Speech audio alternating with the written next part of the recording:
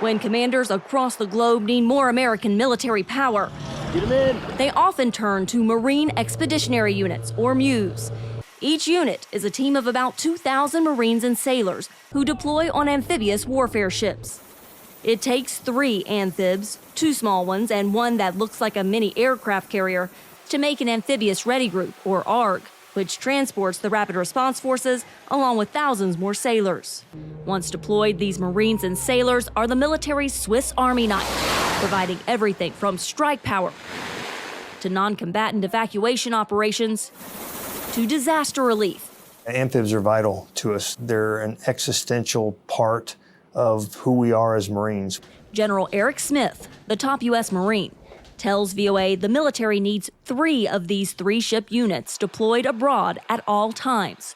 1 unit from the East Coast, 1 from the West Coast, and 1 from Japan, a plan known as 3.0. Can you achieve that with the number of amphibs that you have today? With the number of amphibs that we have ready today, no.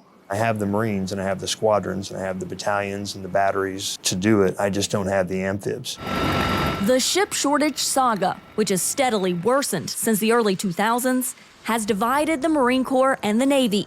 While America was busy fighting wars in Iraq and Afghanistan, its amphib fleet, plagued with maintenance deferments and delays, fell into disrepair, says Shelby Oakley with the Government Accountability Office. You're running these ships to ground, not taking care of them. So this is kind of equivalent to just driving your car and never changing the oil and expecting it to last 15 years. It's just not going to be the case.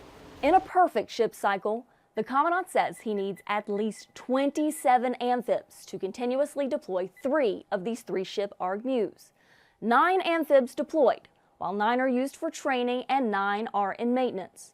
But 100% readiness is almost impossible, so the military says it should expect about 80% readiness, meaning about 7 of those ships would be ready to deploy and 7 would be ready for training. 4 extra ships are required to meet the Marines' needs, for a total of 31. The Navy currently has 32 amphibs, so why don't the Marines have enough of them? Half of its amphibious ships are in poor material condition. Key systems aren't functioning the way they're supposed to. Your readiness rate is down in the 50 percentile range and it needs to be 80%, then I would say that's a crisis. One of the amphibs, the USS Tortuga, hasn't sailed in over a decade. And there are 15 more that the Government Accountability Office says are not on track to make it to the end of their 40-year service lives. Why are so many of these in bad shape? We're trying to keep an aging force ready and focused on what it needs to do. It's not just amphibious ships, it's really the whole Navy. When I started in the Navy, we had almost 600 ships. Now we've got half that, but we're still doing the same mission. Acting Chief of Naval Operations Admiral Jim Kilby tells VOA the Navy is trying to tackle the issues dragging down the amphib fleet the same way it fixed the issues grounding its fighter jets a few years ago. In this chart, if it's green, I am. If it's red, I'm not. The surface community has doubled the number of ships that completed maintenance on time. It's not where I want to be. I want to get better. It is not acceptable to have 50%. We want to get to 80%, and we owe it to the Marine Corps to do that. Meantime, the Marine Corps says the consequences are stacking up. The gaps in coverage really have already begun. There was a non-combatant evacuation operation required to get American citizens out of the Sudan when violence was erupting. And because there was no ARG-MEU presence, the AFRICOM commander was forced to use commercial airlines. And even when units have deployed, they did not deploy as a full force. The USS America Amphibious Ready Group deployed with 2 ships instead of 3 last year because there wasn't another amphib available. And the USS Boxer Amphibious Ready Group had so many maintenance delays that the Navy had to stagger each ship's deployment last year, all months later than planned.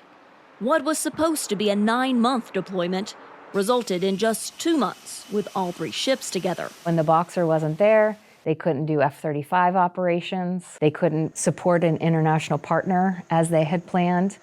Who is responsible for all of these things that happened last year? The Navy is responsible, and we did not meet that in the case of the Boxer. So will this happen again? I hope it doesn't, Carla, but I can't guarantee that. The 31st Marine Expeditionary Unit completed its last patrol aboard the USS America Amphibious Ready Group this month. The next deployment of one of these three-ship ARGMUs from the East Coast or Japan is still months away, and officials say one likely won't deploy from the West Coast until 2026. A Navy official says the service only budgets deploying one three-ship amphibious ready group for only 10 months in the year, because according to Kilby, the Marine Corps' 3.0 requirement is not a Navy requirement. I do not have a plan to get to 3.0. I have a plan to maintain 31 ships per law in our shipbuilding plan. That plan banks on the Navy keeping 6 of the amphibs in the fleet for several years beyond their expected 40-year service life, including some of those currently in poor condition. But there's huge questions about whether or not they will even make it to their expected service life. So how is that plan feasible? So we have to plan the availabilities to go do the work necessary to get them to a life cycle health assessment above poor. This is going to take at least a decade to fix. Yep. What happens if we find ourselves in a conflict with China and we start losing more ships? We're going to have a problem. The whole point for having the ARGMU out is to prevent conflict. Kilby says the Navy wants the problem solved by 2027, the year China's leader Xi Jinping has ordered the military to be prepared to take Taiwan. We have the Navy we have. That's the Navy we're going to have largely in 2027, and we just need to operate it more efficiently and effectively. Experts say if Beijing attempts to take Taiwan, it could catapult the U.S. and China into war, while the amphib fleet is struggling to stay afloat. Carla Babb, VOA News, the Pentagon.